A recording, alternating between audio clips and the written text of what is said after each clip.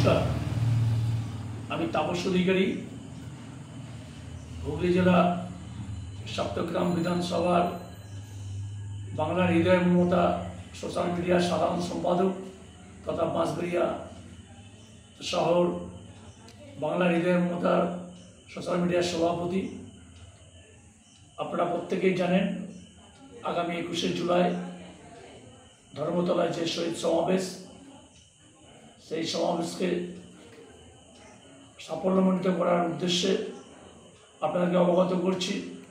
আপনারা প্রত্যেকে সোশ্যাল মিডিয়ার বাংলার হৃদয় মমতার যারা নেতৃত্ব এবং কর্মীবৃন্দ আছেন, প্রত্যেককে জানাচ্ছি আপনারা 21শে জুলাই ধর্মতলা সমাবেশে যোগ দিয়ে সমাবেশটাকে সাফল্যমণ্ডিত করবেন।